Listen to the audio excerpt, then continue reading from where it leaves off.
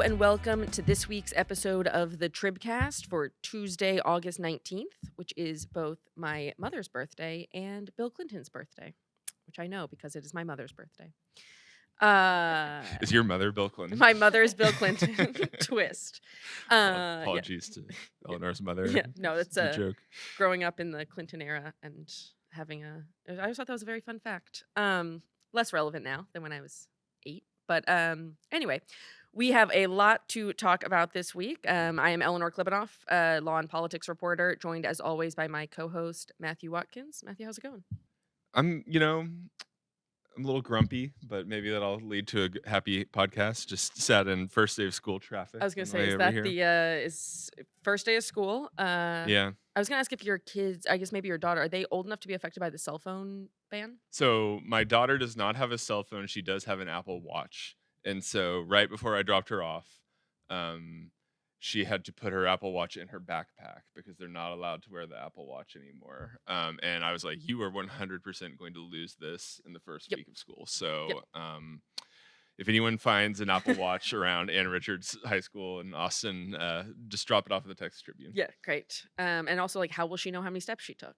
Right. This is a real. it's terrible. Her step count's going to take a nosedive. Tyranny of the Texas legislature. Yeah. I don't know. When I think about that, like, kind of, I'm like, that's the sort of thing the Texas legislature should be keeping themselves busy with. Like, should we have cell phones in schools? The rest of this seems like a little bit of a sideshow, but that's what we're here to talk about.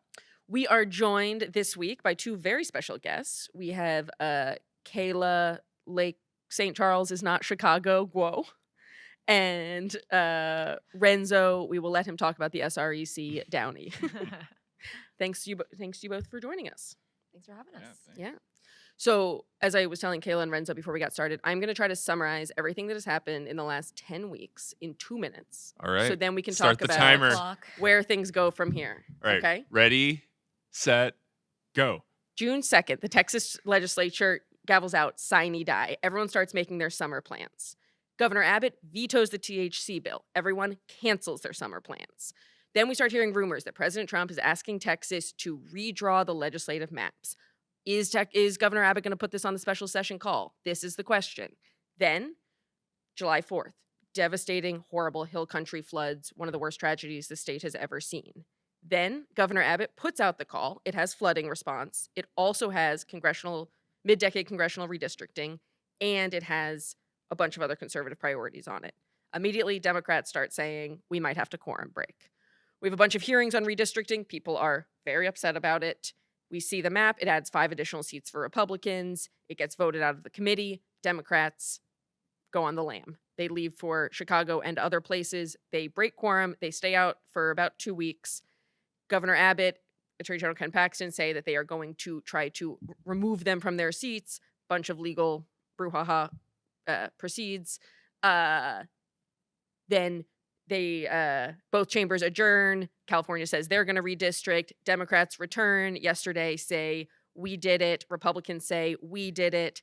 We're back to special session number 2 with the maps already passed out of both committees. Nice. How'd I do?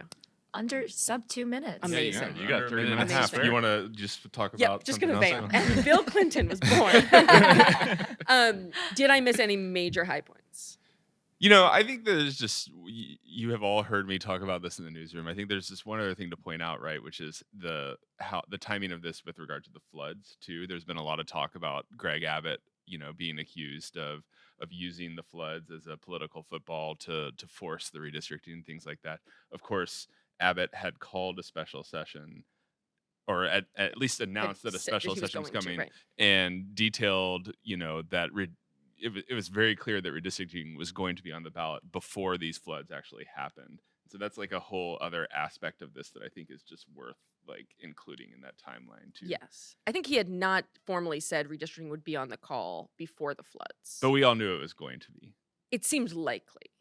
Yeah. Yeah, it seemed likely. But it was sort of an open question. I mean, to be clear, in hindsight, of course, 100% they were going to add it to the call. But it was like, is he really going to do this? And now, of course, it's like, yeah, he was. Yeah, he always was.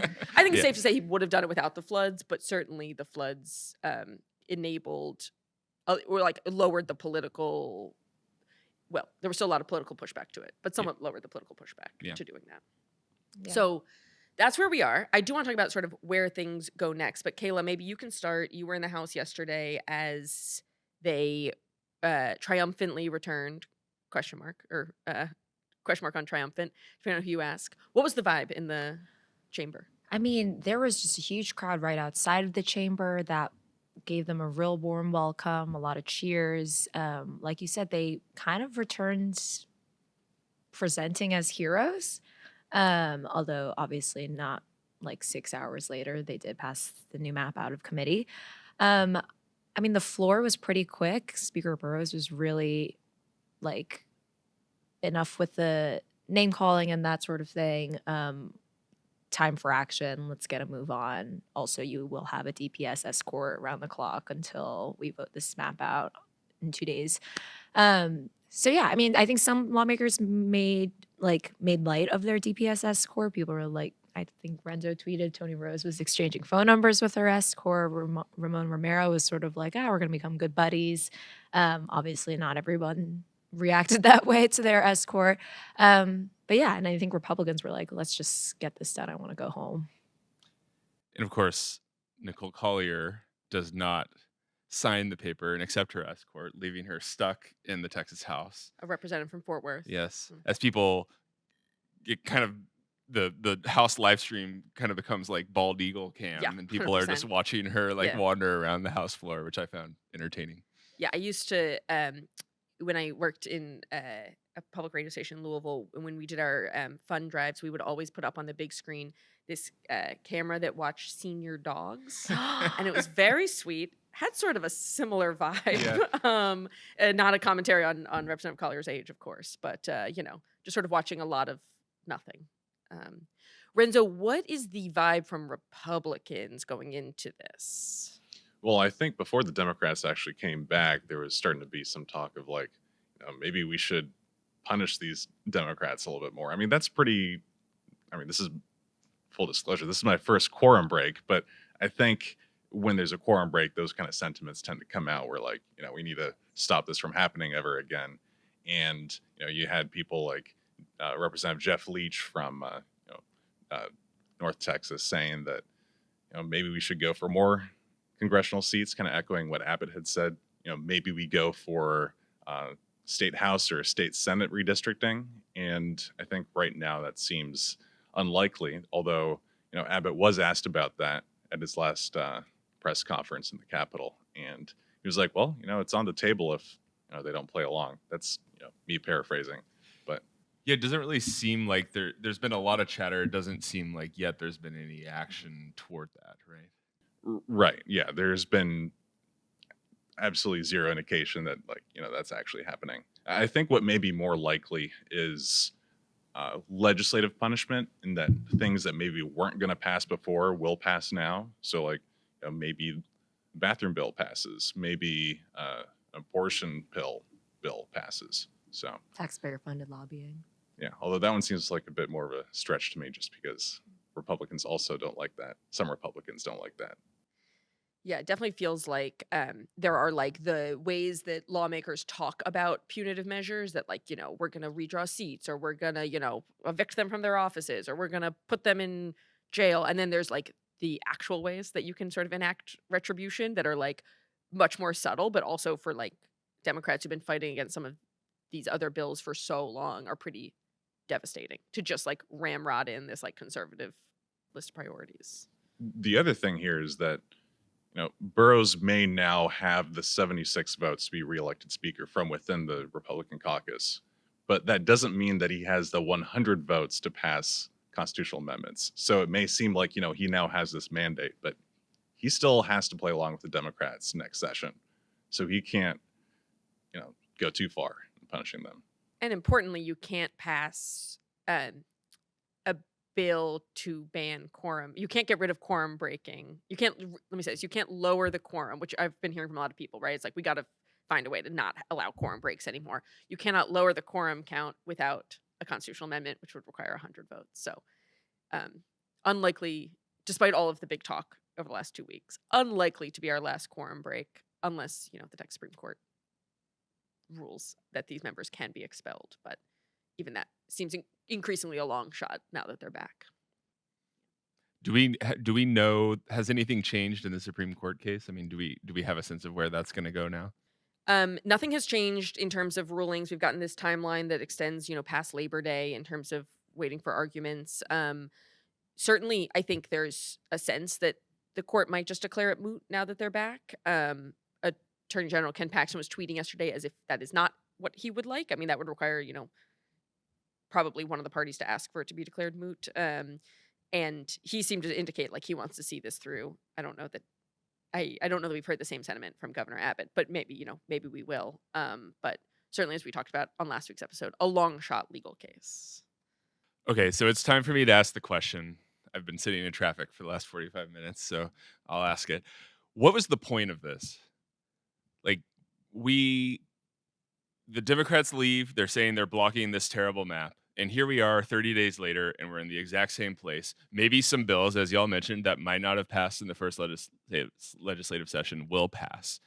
We have heard things like, we brought national attention to this redistricting fight, but the Tribune reported well before the quorum break that Gavin Newsom was, or allies of Gavin Newsom were already convening meetings to do this sort of like tit for tat redistricting. They said something along the lines of, when they started to indicate they were coming back, that, we need to come back and, create a legislative record that will, call into question and allow this to be challenged in court, or strengthen the challenge of court. Something that would have been necessary had it had passed in the first session. And, you don't have a legislative record if the House isn't there. I mean, the only thing that seems to have changed between then and now is that the House Democrats have, brought in $1 million from Beto O'Rourke. Like, what was the point of this? Well, I think that, yes, Gavin Newsom was already saying he was going to try to get California to redraw their lines, but I don't think that the national attention was necessarily on it. So I do think they are right in that they brought the national conversation to Texas and redistricting. And I also think that you had Hakeem Jeffries in the Texas Capitol meeting with Democrats. You had DNC chair in Chicago meeting with Democrats. I think that there's now a whole lot of attention from the national party on Texas that they have been lacking for years, and they've been saying like, hey, DNC needs to pay attention to us, and now they're paying attention. So that could be one thing that they're seeing. I think another thing I heard Jean Moose say yesterday was it gave them time to evaluate the legal case that they could bring against these maps. And in this map, and in the past 2 weeks, they've sort of come to the conclusion that they have a really strong challenge to be brought, which is why roughly half of them are back to now. Time is of the essence. If they want to kill this map in the court before the midterm, then the faster it gets passed, the faster they can bring this legal challenge. And so I don't know how long it takes to come up with a legal challenge, 2 weeks, but Well, that's notably, they have already asked in the ongoing case against the 2021 maps. Some groups have issued a filing to the court proactively saying, once these do pass, we would like a preliminary injunction blocking it, which is, again, a little bit of posturing ahead of, the thing actually happening. But it gives them this, I think, part of it, right, is optics of like, if this happens so fast, people don't even know it was happening, right? Like, this could have theoretically passed in like a matter of weeks, and you get people kind of upset at the Capitol, but beyond that, like, not, it's really hard to make people think about, understand, or care about redistricting. yeah. All right. Well, politics is an attention economy, I guess, and I suppose this brought a little bit more of attention. It does feel to me a little bit like the victory over vouchers in 2023, where it's just like, we stopped it, actually, and now $5 billion aren't going to our schools, and they're just going to come back and they're going to pass it the next time they pull together. I mean, And they're going to replace some like moderate incumbents with some really hardliner Exactly, Republicans. exactly. Yeah, And the legislature is going to be changed because of right. it, right? And obviously that's maybe not the case this time, at least from who's in the legislature, but it might be the case in terms of how much power Democrats have and how they're treated in the chamber. Yeah, I mean, I think, and I wasn't here in 2003, but I talked to some of the people who were involved in that quorum break. Kayla, I know you did as In well. 2021 or 2021, yeah. 2003. Oh, 2003. 2003. Okay, Yes. Yeah. okay. The last mid-decade Gotcha, redistricting gotcha. thing, Yeah, which yeah. like I guess I had not realized like some of that history as well, which was like very similar, right? They left the state, but then the maps ended up passing. But a lot of people involved in that felt like, well, we like brought attention to Tom DeLay's plan to like redraw maps everywhere and like made it clear that like this would not just like kind of sail through. We were like a blocker to this larger national plan. And it's like if that's the framing of what they've done here, I think there's an argument there. If the more national, I think the like framing of like we did it, we're heroes, a little bit of a harder sell. Kayla. I think that's right. And I also think that split is probably within the Democratic caucus too. I mean, 24 or so, maybe slightly under of them are still out of state. I think we saw a lot of statements from those people who were out of state. I think we saw TMF, Jessica Gonzalez, both saying like, this is our only tool as a minority party to continue denying quorum. And so we're going to stay out of state. And I think the flip side of the people who came back is, let's just get this battle to court already and fight it out there. Because we're under no illusion that we have the votes to defeat this map on the floor and that we can stay away forever. So I think that split of what was the point and what's the goal is, it's not just among us. I think it's among Democrats too. And then the lone only other person who has a different strategy, which is Nicole Collier, stay on the floor. Yes. Right. As we were joking, like they couldn't get him on the floor, and now she won't leave the floor. They're like, we cannot figure out where you're coming from. But it's getting a ton of attention. So it's an attention economy. Yeah. Yeah.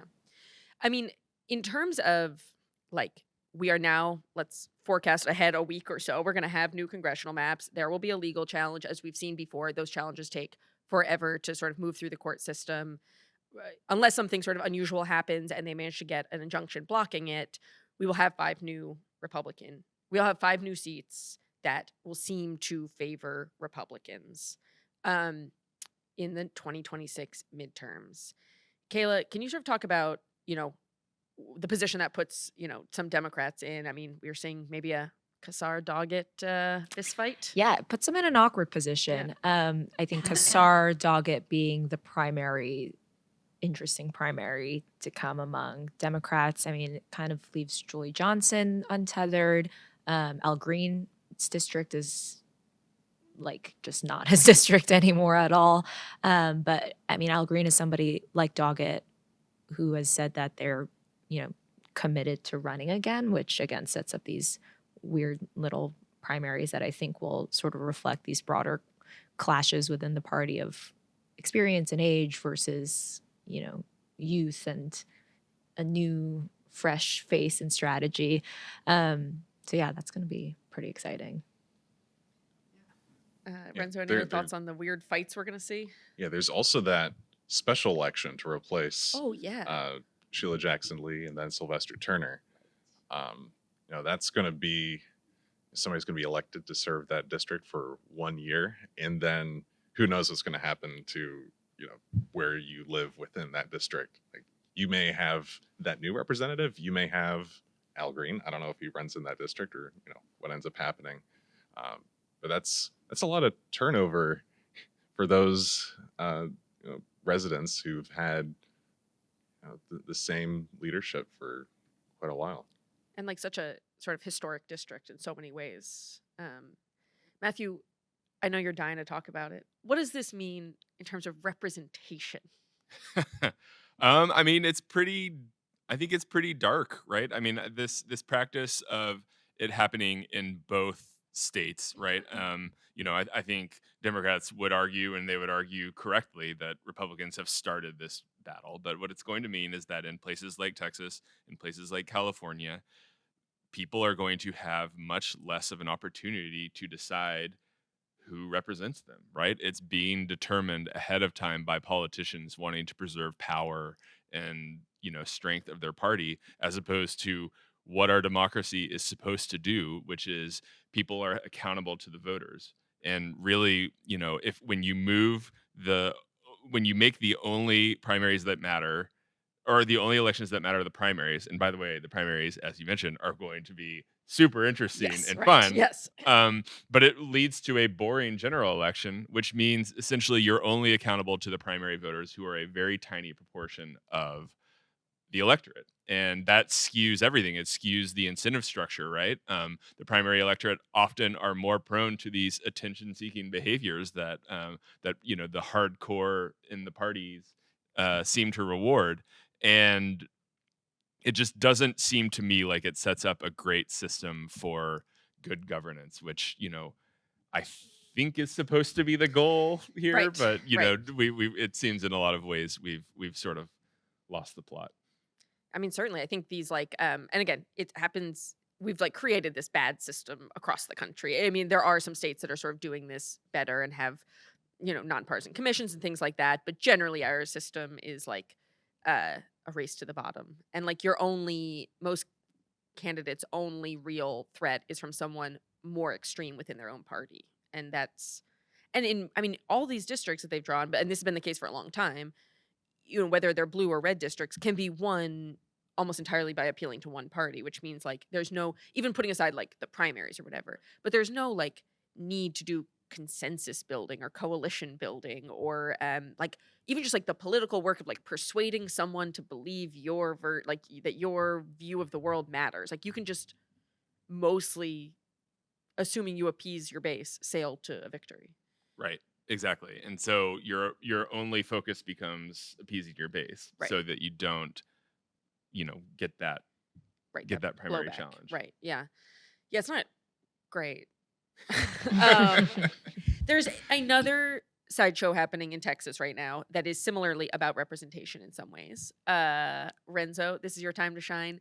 What, if you had to summarize in 2 minutes, what is going on with start by what is the SREC and what is going on? Tee us up for that. But can you do under 2 minutes? Okay. Let's start the Yeah, clock. start the clock. Yes. So the first question was, what is the SREC? That's the State Republican Executive Committee. It's basically the governing board of the Texas GOP. And back in 2024, I guess a little over a year ago now, at the state convention, they adopted, not they being the SREC, but the Texas GOP convention, a whole bunch of delegates. This is thousands of people. They adopted this rule that says that, if you are censured under a certain process where you commit, 3 strikes against the legislative priorities or parts of the party principles, then you could be up for censure and even removal from the primary ballot. And that has got a lot of people concerned, and what the Texas GOP may be trying to do here. I think that you have to remember that this started immediately after the Ken Paxton impeachment.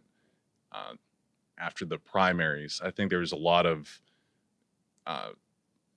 anxiety within the GOP primary base that their house, the state house, was not going to be as conservative as I think it ended up being. And so you had this campaign to try to hold House members accountable, and that has carried over until now, where people are kind of happy with what Burrows is doing and his leadership. It's a pretty conservative sesh, all in all. And so you have this whole framework that's been in place, and this whole movement, the train was already rolling on this. And so it's kind of gotten to the point now where you have the State Republican Executive Committee. They now have this process that they've outlined, and yes, they want to hold members accountable, but we don't actually want to boot people from the ballot. Right. They don't want to eat their own and start, and also I assume start a giant legal process or some legal blowback of, can you remove someone from the ballot? Right. That would come from that. Yes, and millions of dollars and defending that. Yes. So, in the state party already being kind of broke, Sure, right. That was a very good summary. Yeah.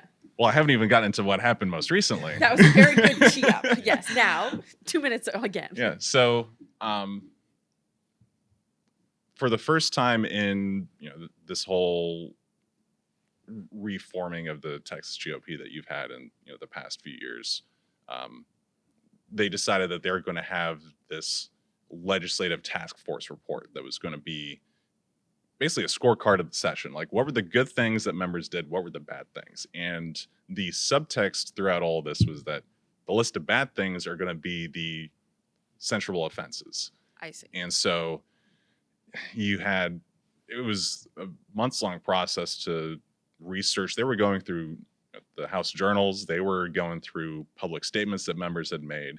And you had this segment of the SREC that was really trying to create this list of every single thing that was done wrong. And then you had this other segment that had been kind of more like, hey, these are our friends. Like, they've been playing along. House Calendars Committee Chair Todd Hunter, he doesn't have to help us, but he's been helping us. And so there's kind of this like split brain thing that's been going on within the SREC. And I think what ended up happening this past weekend was they had added in a few extra strikes in the report. And that by doing that, they ended up roping almost half of the GOP caucus into potential censure territory. And potentially being removed, not being allowed to run again, essentially. Yeah, so that happened. I think everybody freaked out. They're like, Yeah. maybe we should pump the brakes on this. They delayed the report by an extra week. They gave members a chance to respond. And in those responses, there were some of those items that they targeted. Be like, hey, you should back off on this. And ultimately, they did back off. They had to revote on one of them. I won't get into what happened there. But they voted one way, and then they came back the next day, voted the other way. And by the end of it, you ended up with only Ken King, House State Affairs Committee Chair, with like over a dozen censurable offenses. And those are mostly for holding up GOP priorities Yeah, they've not been in pleased the with State him. Affairs Committee, which is like, that had been the bottleneck. That has kind of always been the bottleneck, right? And you also had former Speaker Dave Phelan, getting 3 strikes. And Not a you popular had guy. Senator Robert Nichols getting 5 or 6 strikes, but he's already retiring. Yeah. So you kind of ended up with like, oh, well, For now all that. who is going to get Right. censured? And like, are we even going to see this through for those two? Right, like, are Phelan and King, and really try to strip them from the ballot? Mhm. Is that like going to end up even happening? Yeah, I mean, it's like they could try to remove them from the ballot, but that's like the most extreme option. That is Okay. the upper bounds of what the SREC could So do. they might just like give him a slap on the wrist Yeah. and be like, And they would only do that if the county parties asked them to. okay, so for all this, like, I mean, it's like the Democrats, of course, I have spent a lot of the last couple weeks being like bemoaning their lack of options and like the challenges of being the minority party.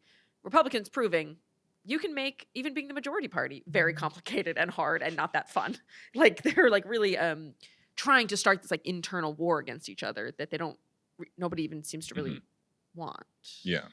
And I think what you saw a couple weeks ago where the SREC was coming to town to have this meeting where they were going to adopt this report.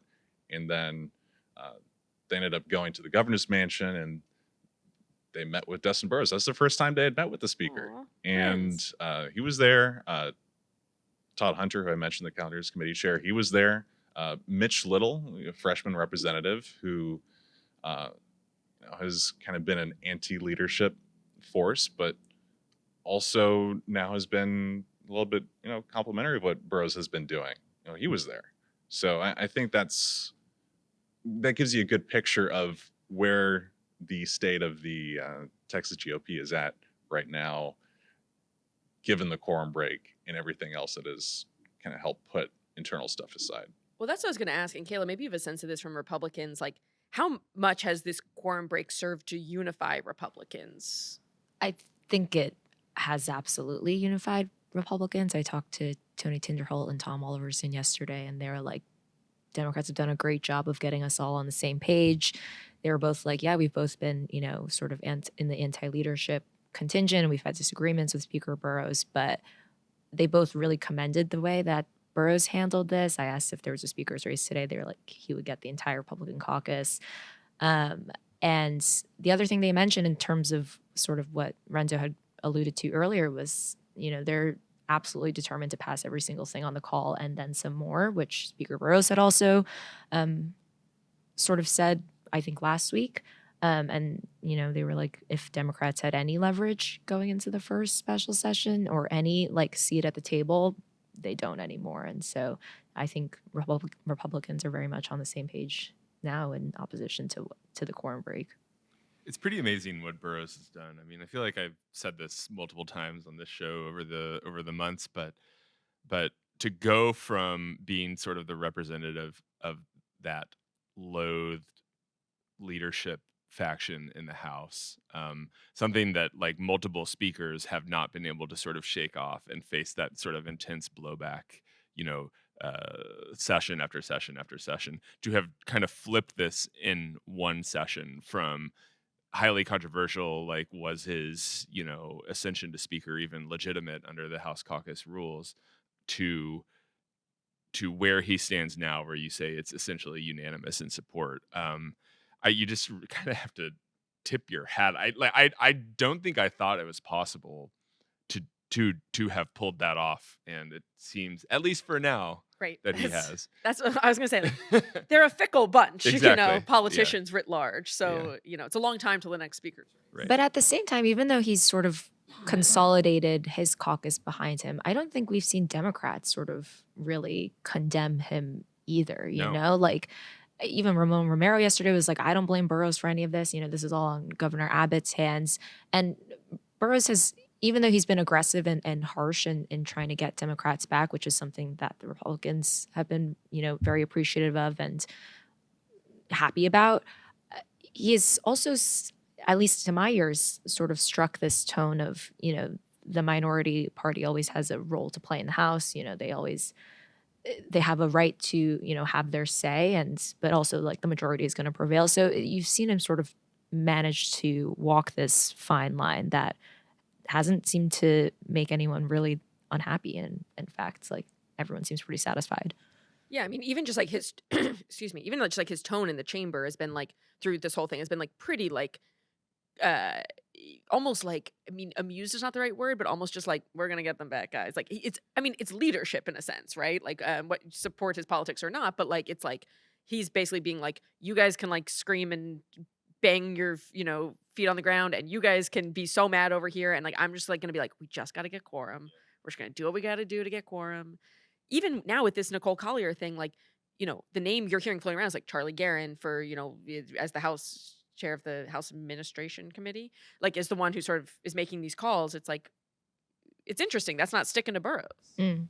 I think it was one of y'all who kind of described Burrows' tone yesterday as, "I'm not mad, I'm disappointed." Just disappointed. No, Yes, I yes. think that was a staffer on Twitter. Okay. Yeah, Okay. but yeah, no, it's But credit where credit is due. Yeah. Shout out to that stuff. yeah, no, but it's true. It's just very letting everyone else be having the meltdowns kind of. Yeah, it's I'm sure, he probably is feeling pretty good about how this is all played out. But again, it is a long time till the 2027 speaker's race, and God knows what can happen. 2027. We will have a whole other primary or a whole other congressional race in the middle of that. Our congressional delegation could look very different. We will have major statewide races, open primaries for the first time in several of those. Going to be an exciting stretch of politics. Matthew? I'm really curious, and I don't expect any of y'all to know the answer to this because I don't think anyone knows the answer yet, but I'm really curious about what this means for the long term with regard to redistricting, right? Is this a one-time flash in the pan because Donald Trump told them to do it and nobody else really seemed like they wanted to do it, and even California doesn't really seem like they want to do it, but they feel like they're going to do it because the Republicans are doing it in Texas? And are we entering a new era where states are manipulating their maps every 2 or 4 years to try to upset the dynamic, or is this going to be a one-time thing that we've moved beyond? Fingers crossed for one-time thing. Just gonna go ahead and put my vote in that camp. But I think I do think some of that depends on how 2026 goes, right? If this blows up in either party's face, but I think particularly the Republicans' face, I think there will be a lot more hesitancy to like embark on this again. But one of the things that it has done, right, is that we've talked about this in the past, right, is that the reason the Republicans drew the maps that were currently drawn was because of incumbent protection, right? And they've done a pretty good job of drawing maps that I think that is going to allow them to safely gain seats in 2026. But what happens is over 5-10 years, populations shift and, suburbs pop up and, all those different types of things. And things that once looked safe get less safe, particularly if you change the margin from a 40 percentage point to a 20 percentage point. It's a narrower gap to go. So I don't think it's inconceivable that in 2030, for instance, some of these seats that they drew might become more competitive. And what do they do then? That's, I think, the question is, do they just allow that to happen and say like, these are the maps we drew, or do we end up back in all this same place again? Well, I mean, they are constitutionally required to redraw the maps in 2031. Right. So they definitely will redraw it then, and it'll be interesting to see what lessons they've taken from this. Yeah. Renzo? That was basically the point I was going to make, is that it's a shorter window that they have to worry about the dummy matter taking effect. Right. Even than 2003 when they did the mid-decade last time. Then they had, 7 years to see how it played out. But I think I've heard even from Republicans who are like, I mean, yeah, we have the margin in Texas and we've won enough in the past election to be able to do this. Like, I don't know that I've heard anyone really describe it as a long-term strategy. It's a short-term, keep a majority in the House in 2026, let Trump finish out his term, pass all the stuff he wants to pass. And then that, I think people will argue about whether that agenda will be popular, but if you're of the belief that it is, then that allows you to, get J.D. Vance into office after Trump. And that is the long-term goal, is not necessarily to, continue padding the majority, but it's to set off this sort of domino effect. Yeah, but there was once a time where quorum breaking was considered sort of the nuclear option, and you only do it. And now we're in this cycle where, it's like, oh, well, you did it in 2021. Why don't you do it now? And like it just sort of, it feels like another kind of weapon has been placed on the table, and like eventually someone's going to pick it up and use it. I think what's fascinating is that nobody likes gerrymandering. Right. But when you can say the other party's doing it, then this is a defensive measure. People are all game for it. Right. And it becomes a tool. Like, I mean, the idea that like people have been sort of dangling this out there, not of we're going to, we could redraw worse congressional maps for Democrats, which would endanger incumbents, but we could redraw House maps. We could redraw Senate maps. They have a lot more flexibility on that. Like there are these tools now on the table, and it's like a loaded gun sitting in the middle of the table. And really the only thing that would sort of disable that is what we did see like after the Obama election, which is that Republicans did, which is like shift the dynamics of state houses, right? Republicans control a lot of state houses that control a lot of maps. Democrats want to unload that gun, win some seats in Texas. Well, that's going to become a lot harder, Yes. Yeah. In Congress. Well, yeah, right. Yes, exactly. All right. Well, that is it for this week's episode. Thank you guys so much for joining us. Renzo, Kayla, we're going to free you guys back to the wilds of the chambers, see what Nicole Collier's up to. Matthew, thank you for braving the traffic to get here. Our producers are Rob and Chris. You can watch the TribCast on YouTube or get us wherever you get your podcasts. And we will be back next week.